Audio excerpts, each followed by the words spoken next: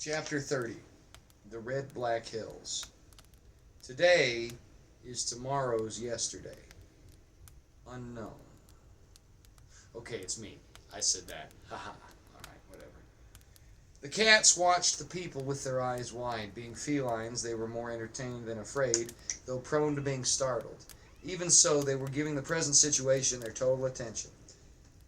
A human with patchy fur falling from his head had cloth tied around his eyes, and he screamed and screamed. Meanwhile, the old ones with multicolored fur knelt down and made impassioned meowing noises. The young ones tried to do as their elders, but clearly were not as experienced. Slinky kept by Carl's side, and all 9 of her kittens were in the periphery, most watching her for cues and sensing the strange urgency of the place, the strange energy of the place. They had been at this kneeling, impassioned meowing activity for some time now, and they would cycle through it. Some would kneel by the patchy-furred one and make their prayers. Others would kneel by the sleeping mothers, who any cat could tell were deep in dreamland.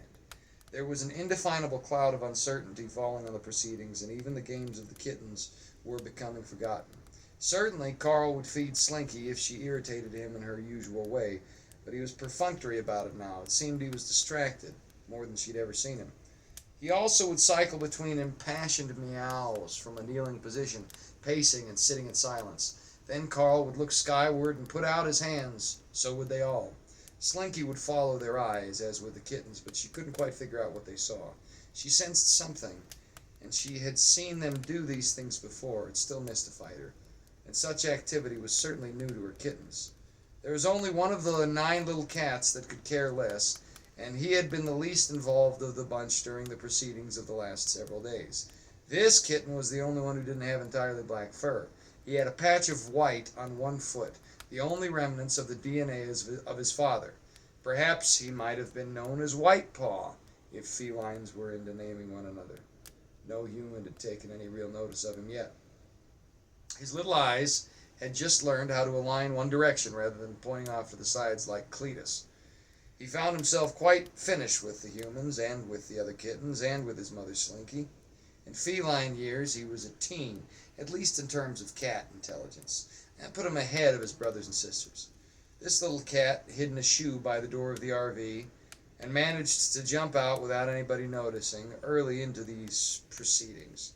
He bided his time, then sprinted for the redwoods, never looking back, and thrilled at the prospect of true freedom.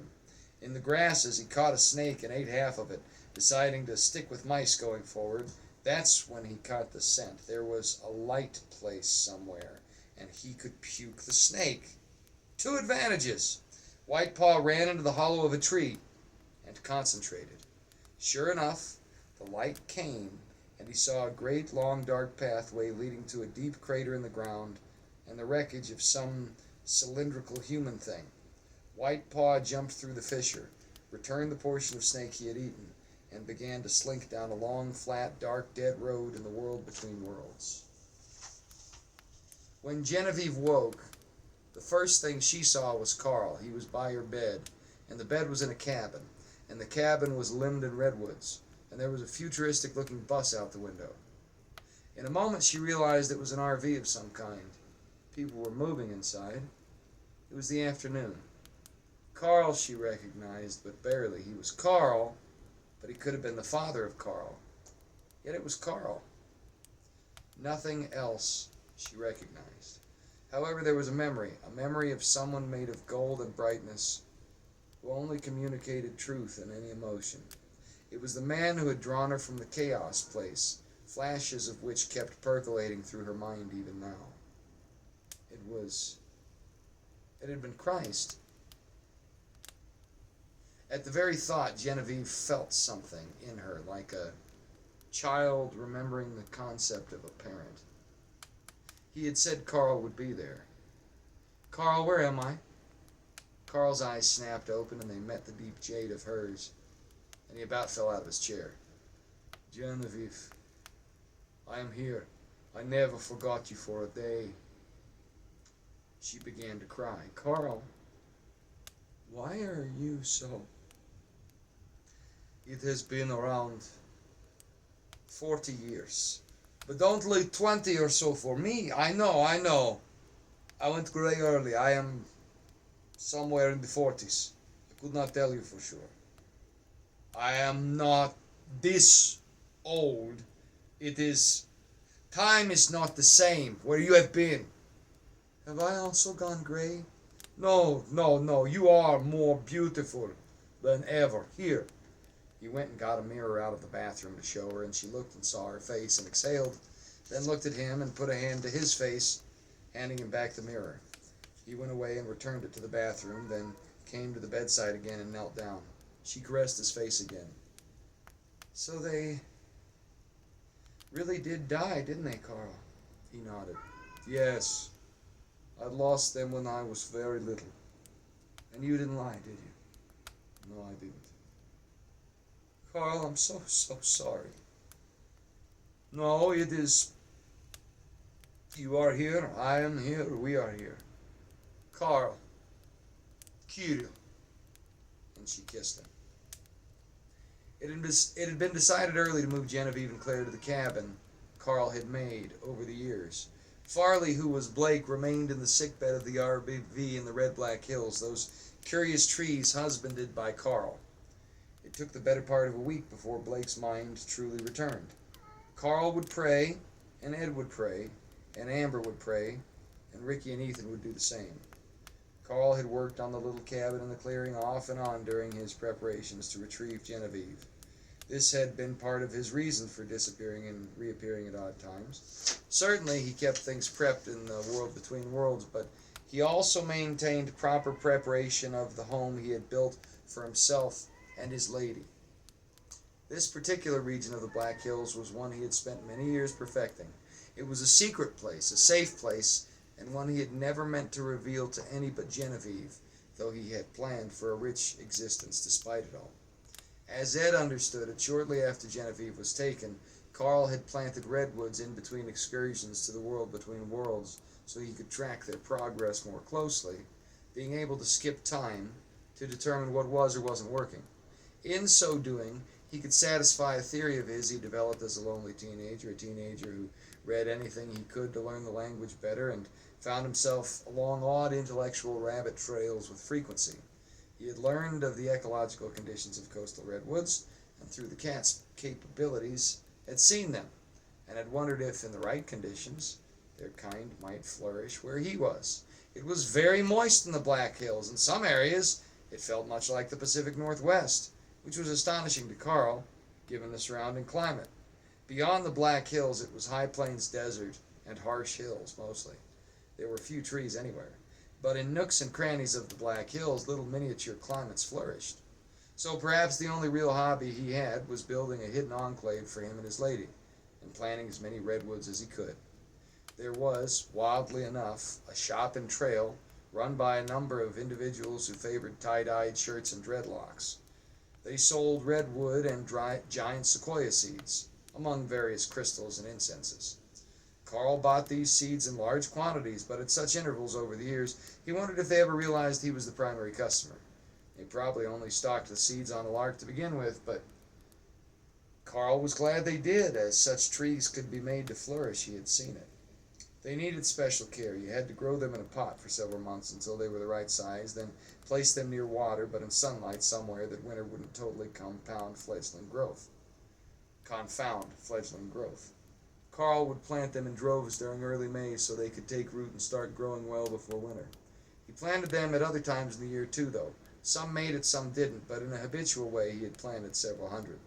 Eventually, the Johnny Redwood Seed Act faded as Carl expanded his efforts to find a way he could save Genevieve. He had reached a stopping place anyway. He read somewhere that redwoods unite root systems under the soil, helping to protect them from exceptional turbulence during storms. In the 40 or so years since he had been planting, some of the trees had really taken off, and now there was a large grouping of them in a hidden valley near Hannah, South Dakota, one of the most humid regions of the area. Really a rainforest in its own right if you factored in how much snow came annually. It was a very similar level of precipitation, and some redwoods skirted frost lines even on the coast. The sequoias could thrive in it. So he had his little enclave, and was only too happy to share the work it had taken him to put it together. It was something to talk about outside the fear Amber and Ed felt at the plight of their newly discovered son. Truly, neither Carl nor Ethan had much hope he would revive. But then Genevieve did, and this redoubled the efforts of Ed and Amber. Meanwhile, Ethan spent as much time at the side of Chloe, who was Claire. She was in another room of the little cottage Carl had made. Eventually, she did wake, and Ethan said, "No cap, fam, I thought you'd never come around." She blinked at him and didn't say anything. He said, "Remember me? Ethan. We only met for like a day, and then, like, the aliens took you, fam, no cap. Only they weren't really aliens. They were some sort of demon hybrid things, like spirits using flesh suits like we use a spacesuit, right? It was weird. Anyway, they took you, Claire. You've been unconscious for over a year. Well, just a few days for you, but, like, time is all extra in that place, you feel me? Sorry, I know you told me you were Chloe, but I found out you were Claire when I came to rescue you." "You saved me." She looked at him in confusion, but her face was much more blank than it should have been. "Well, like I had help, not gonna lie, but yeah, fam, I helped rescue you. Figured you might take advantage of me in the woods proper one of these days, eh?" He tried for a laugh. She looked at him, and then passed him out the window into the clearing where she saw the redwoods. "Where are we?" she asked. "Oh, just a few miles outside of Trail Livestone." "Why are you lying to me?" "I'm not, fam, no cap. Those are redwoods out there. Right? Carl planted them using the portal. Like I told you, fam, time is all extra." Now Claire was looking at her clothing under the blanket of the bed. It was not the clothing she had been wearing when she met Ethan and tricked him into going through the portal. "Why are my clothes different? These aren't mine. Where are my clothes? Did you undress me?" Ethan blushed. "Ha! No cap, girl. I totally wanted to, but, like, check it out. See out there in the RV? Amber's out there. She helped you and, Genevieve, that's her name. She been like a nurse for y'all for the past week or so." "I thought you said I've only been out a few days." "Well, yeah, in the weird place, through the portal. But, like, we got you out of there a while ago, fam. Now you've definitely been here longer than there." Claire put her hands to her hair, looked at the red locks, looked at Ethan, shook her head, and said, "Get me a mirror. Sure thing." And he ran to the bathroom, then returned with a hand mirror. Claire examined herself, said, "I look like some cringe Ronald McDonald sex cosplay." "Really? I like your hair like that. I was thinking of that mermaid." "Of course you like it. That's why they had me dye it this color. Haven't you figured it out yet? You know my name is Claire, not Chloe. You couldn't figure out the whole thing was an act?" Ethan's smile looked like the expression a dog makes when he gets scolded for eating a cushion. He said, I know you don't win 2 jackpots in a day, but..." "Oh, little boy," she said, and smiled for the first time, now looking at the floor. "I guess I can't hold it against you, and I am glad you came to save me." "I liked Chloe, but I like Claire way better, no cap," Ethan replied. She looked at him and shook her head, then said, "I've got nothing against you, kid, but I work for powerful people." "Hey, hold up now, hold up. Just look, we're the same age. You had a harder shake than I did. I had a pretty hard shake too, though, didn't I? You don't know what we've been through, fam. I know. And I learned about a lot. I learned about you a lot. And I could have hit eject lots of times. And I didn't. Anyway, you just woke up. You don't like me. Fine. But hey, I'm glad you're okay, you know? Couldn't have lived with myself. And we got your boy from the old Ache Squad, Farley. He's passed out in the RV there. Real name's Blake, turns out. He's still got the demons in his brain. We've been praying for him for days. We prayed for you too. I prayed for you a lot. Even if you didn't find Jesus, just to, like, wake up, you know? But no cap. The people that do this stuff, they're trouble, fam. And I know them. But they're nothing like smoke and mirrors, magician stuff. A scarecrow, right? Only we're the crows. And in this, like, metaphor, the farmer's a demon. Her forehead wrinkled. She swung her legs over the bed and said, "I'm going to have to think about these things for a while, Ethan. I did see the glowing man. I did see God in there, back there, up here. She pointed to her head. Maybe in here. She pointed to her heart. And I'm not sure I understand what it means. Can you give me some space? Let me wake up. Yeah, sure, no problem. Look, see the door? Bathroom. 3 in this house. Careful with the plumbing. Carl, got some deals on toilets, and they flush bad. About the only thing funky in this little cabin. Come find me when you're up a bit, right? We'll talk and stuff. I don't know. Hang out a bit. Ethan, you know it was a job, right? I don't hate you, but it was a job. Yeah, for sure. No cap. I'm with you. Go ahead and fresh up and all that. Ha! And he tried to look confident as he walked out the room, utterly crushed. Closing the door behind, he said softly, well, at least she doesn't hate me. Blake would scream, and he would say horrible things to his parents. He would tell them secrets he couldn't have known, some they didn't even know, but it was no use for the demon behind trying to maintain control. Ed and Amber had searched too long, seen too much, been through too much, and learned too much. The evil things like swords from the mouth of Blake did sting, but they could not be fatal, and by sheer stubbornness, Ed and Amber were wearing the creature down. It took a full 7 days, and finally the conversations held between the 3 of them centered more and more on childhood, and old residences, and old memories, and old recollections. And when they brought up God, no longer did it result in sarcasm, acrimony, screams, or seizures. Carl would come in and read scripture periodically without the sociability of the family unit as a means of gauging Farley. Nobody had ever done a real exorcism among the group. Ethan related his incident with Buford during his first time in a cylinder, but everyone agreed the situation wasn't quite the same here. Finally, one day, he started to answer to Blake at length, said, You divorced Dad because of me. She certainly did not. Ed said this before Amber could think of anything. He continued, Son, I'm not easy to deal with sometimes, and I knew there was chicanery afoot, and I wouldn't let it go. Months went by, and I didn't say 2 words to her. You can't treat a woman like I did. That was all on me, and like I said before, Amber, I am sorry. He turned to her. She had tears in her eyes and waved them away, addressing Blake.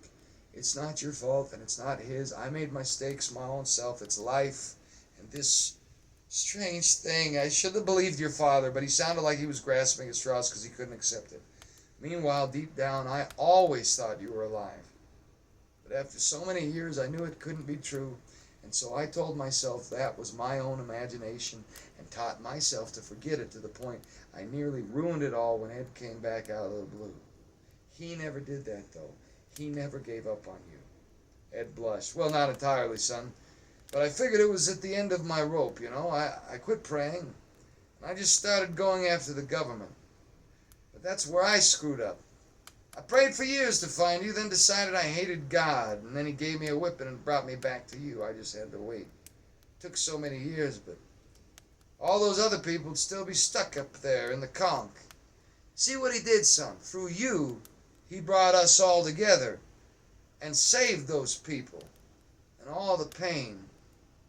It was for a reason, but it had to take years. It wouldn't have worked any other way. And how could we have been told these things by God? Would we have even believed it? Blake exhaled. It's the science that has me confused. I can't square some Middle East propaganda fiction against modern science. And what do you call what you just went through? Technology. I call it technology. Alien technology. Orionian technology to fight off the Pleiadians and some mixed in human tech piggybacking off of it. So why is it the name Jesus scares the demon out your brain and got you out of that weird crazy world where time forgot how to work right? I don't know, psychology, Blake temporized from under the blindfold. So these aliens, they can cross the universe for light years It's light years between the stars on Orion's belt and the Pleiades, right? They can travel light years, and they can bend time and space, and suck up women and beams of light, and make hybrids, and grow buildings that are somehow alive and mechanical at the same time, and invade our minds. But they can't hear the name. They can't stand to hear the name of some propaganda deity out of the Middle East over 2,000 years ago. Does that make sense to you? No, it doesn't, Blake admitted, but neither does the idea some sky daddy made a broken universe and demands we all pat him on the back for it. You know, I felt that way not too long ago. I thought it was the Pleiadians or the Orionians myself, but Carl explained something to me, and it's only right I pass it on to you. Like, I was imagining God inside the universe. You understand, Blake? I was thinking of him out in the clouds, out in space, out on another planet in some Magellanic space cloud, right? That he's got a base of operations out in the stars and makes planets and whatnot. I used to think, well, maybe it's all just some alien and we little humans don't quite understand it. Dealing with the 411 cases, I had that thought quite a bit. What I didn't stop to consider was the idea that the whole of creation, the whole universe, might be like one of those little Russian dolls inside another Russian doll. You understand? A world within worlds. Carl and Ethan were talking about video games and video game designers. It's like God's the game designer and we're in the game, so God isn't out in some other galaxy. He's not in a cloud. He's not in deep space. These things are like empty memory on a computer's hard drive. God made the whole computer. And if you think that, it makes sense why certain software might be naturally unable to go past certain commands. Now the demons make sense. They're like computer viruses. It's not that God's demanding some obeisance, it's that you don't do some stuff, you let in the computer virus. You see what I'm saying, Blake? Because think about it. If it's all randomness and aliens, where did it all come from? How are there more than one sort of thinking creature in the universe? The math doesn't work out. Life is too complicated, even when you get all the way down to the cellular level. Ribosomes and mitochondria and DNA and amino acids. Each of them like an alternator or a battery or cables or spark plugs in a car. That stuff can't exist on its own. And it won't just mesh together if you mix it up even for 1 billion years. And if it does mix up together incidentally given all that time, it's not going to happen again and again and again. That wouldn't be random. See, that's what you've got to believe. You follow the philosophy they call science these days, or you could believe it's all been made deliberately for a reason. Nobody could say exactly what happened then, but a feeling came on all of them in that room. And Amber said, I remember in the Bible, where 2 or more are, there I am in the midst of them, meaning the Lord. It says that. Take his blindfold off, Ed said. He didn't know why. The thought just came to him. Amber complied immediately and began unbinding Blake as well. When they did this, he had to squint a few moments at first, rubbing his eyes. They had been covered for some time.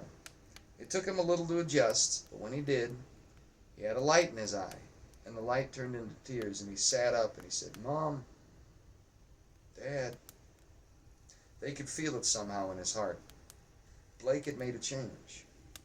It must have been sincere, because no alien things came and hassled them then, or for the many days they remained in Carl's safe space, his safe place, recovering.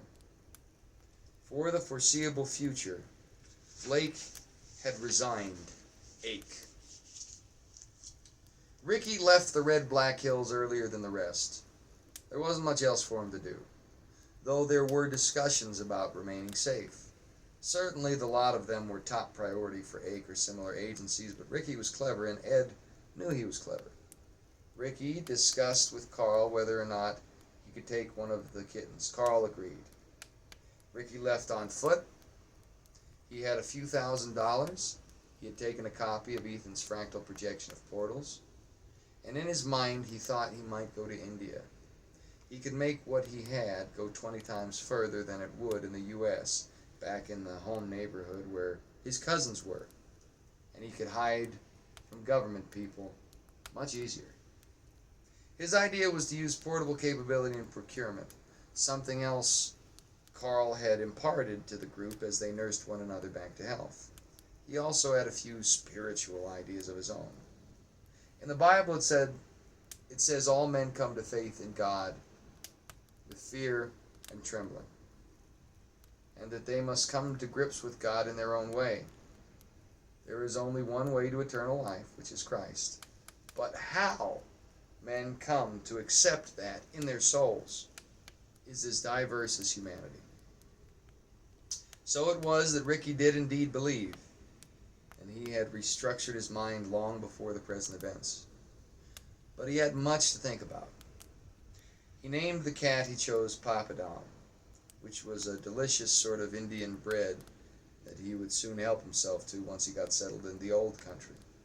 He pet the cat, who gripped his shoulder and purred loudly, having become quite used to Ricky in that time. When he put his hand back in his pocket, he withdrew the real estate brochure he had found for the silo. "You see, we will buy this place, Papadam," he said, "and we will wage war on those 8 demons. Oh, I know very much how to make money. You will see."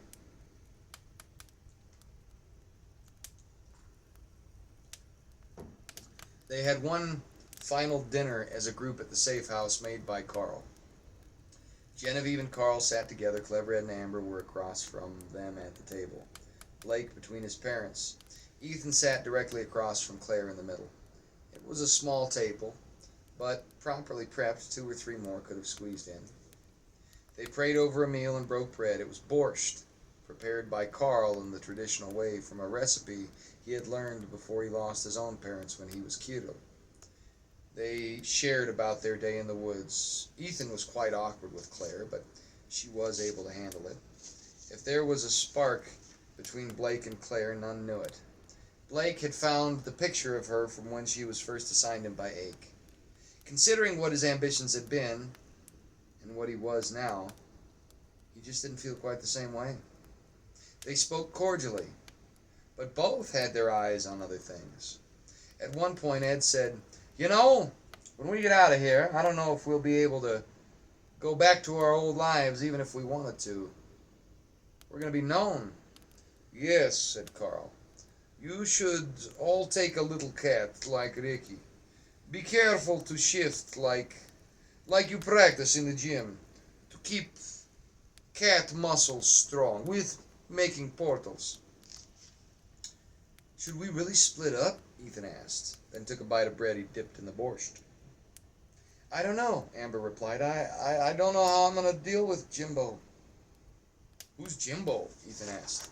"That's my cousin," Ed replied. "Yeah, he was always sweet on Amber. Honestly, babe, I'm surprised you didn't settle in with him. He's got a smell to him I never liked." Ed turned to Carl. "You know, you and your lady there," he indicated Genevieve, "you might head back to Siberia, where your crazy house was. The portals can't be moved, right? They're rooted in space and time." "That is little accurate," Carl replied. "As I understand it, the stone in the basement of my dacha, it had a resonation with the fissure." "Well, it'll probably just spit you out in the crater where the dacha was then.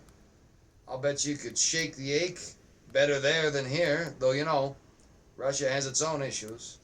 Anyway, you ever go back to Siberia, look up a fella named Errol at the U.S. Embassy in Yakutsk. Solid guy. He got me and Ricky out."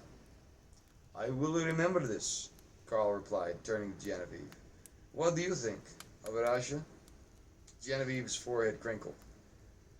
"I'm not sure. You really mean to tell me outside these woods it's 2023? Carl nodded. Yes, it is 2023. Yes, Ed?" Ethan answered instead. "That's right, fam. We lost a year and a few months. We're at the end of summer, 2023.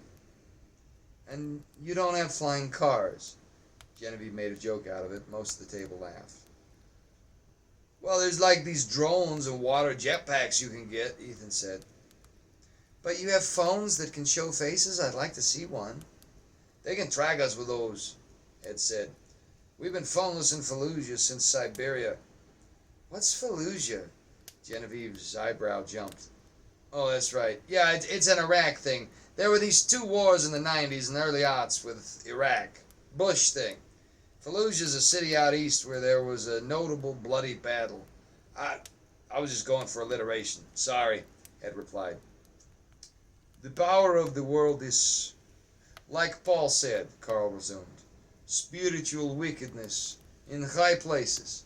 This is the verse in English. We had to fight them to get you. I'm glad you did. Genevieve's cheeks became slightly rosy. The conversation ebbed a moment. Ethan kept trying to catch Claire's eye across the table, but she didn't make it easy for him. There wasn't any hair dye on the premises, so she had settled for rearranging it in an extremely conservative ponytail, and she had reimagined a few garments Amber gave her in a way that was surprisingly elegant. She didn't hate Ethan, but whatever romantic notions she might have had, she did not think about directly. She would lean into the spiritual side of things if she engaged in conversation with him at all. The nature of actual conversion and belief in the mind of a believer is hard to narrow down to a particular second. Really, it's more of a transitional period. When Ethan followed the eyes of the sad man in the nightmare of the cylinder, really it was a culmination of influences coming together. As he thought about it in retrospect, he realized it had all begun when he left California, well before ever coming to Trail Livestone. It was just a longer journey than he had anticipated. Abruptly, Claire said, "It's all like it was a dream. I don't even know if I believe it happened, but I know I should be in some little hotel room somewhere, looking for a chess piece with a cryptic command on it and memorizing some identity. And that's like a dream too." Isn't memory just weird? I feel the same way about California. I was just thinking that. You think you'd ever go back? Ethan squinted and leaned back. I don't know. But if I take a kitten and you take one, maybe we could, travel the world, no cap. What do you think? I think you need to lay off on saying no cap. And they both laughed. The meal continued several hours more. Ed and Amber and Blake conducted many conversations with one another, but toward the end of the evening, Carl started saying something serious by tapping a wine glass with a fork, standing and saying, "Ethan, Claire, I owe you a debt. God said to me, get a lodger. I bring you in. You break my rules. It all goes crazy. I think I'm going to lose my love." Genevieve grabbed his hand. He smiled at it, then continued. "But it turns out I was too slow. My plan, several more years longer than what we had to do, because we had to do it. So now, Genevieve, you are here, and others, they are free. Who knows but that they had fathers, mothers, sisters, brothers, all who prayed, if not for the madness, if not for the mistakes. Would they have escaped? And Claire, you are so kind. I'm sorry I told Ethan to forget you. I'm glad you have come with us." "What?" She half laughed, but was genuinely surprised. "He said I was just getting strung along, but I was like, nah, fam, we got something." Claire made laughing noises and briefly locked eyes with Ethan. She actually flushed for the first time herself, in a way Ethan would certainly regard positively. Claire did everything she could not to show this, but failed. Thankfully, Carl continued. "Ed, we needed you too, but did not know. You pray all this time. You think God has forgot you, but you fight the broken in government. You see the lies, you see how they start, you see something is not right in the Black Hills. You come here, you bring reinforcement, you bring knowledge, you bring resources and planning. You help get money. Help us get where we need to be. Help me plan and cover my own gaps. Now, your son, he is here. Perhaps there could be no other way for this to happen. You know, for the fallen angels, for the spiders, for the grinners and demons, where the conch was. For them it has only been a few years. A few years that modern people have come and gone in the fissures. This is all new to them, at least in the modern era. They do not know yet how to handle it. When God comes back at the end of time, there will have only been 8 or 9 years in that world. In ours, it might take that long just for one law to pass. We did come at the perfect time. You helped us, Ed, at the perfect instance. And Amber, in the nick of time, you did the right thing. And you cook for us. And you take care of us now. And Ricky, so clever, so insightful, so humble. I wish he stayed. But I see why he is gone. And last but not least, Slinky, coming in. She is MVP. So I have to make a toast to us, and to God who has saved us, and to the cat, which is a cat, and walks through walls, and to Genevieve, my love. And they toasted and drank, but Carl remained standing as he said, "And now, my love, you see, I was telling you the truth all those years ago. I am older than I was, but not so old as the years and lightened hair may lead you to believe. Many good decades are left in me. Will you be my wife?"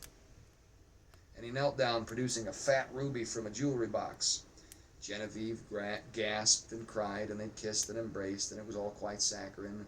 And Ethan could not meet Claire's gaze, nor Claire his, even as Amber took Ed's hand under the table at the other end, and Blake couldn't help but smile.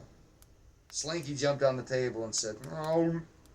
A few kittens followed, and generally it was a fine way to end an evening, not to mention a story.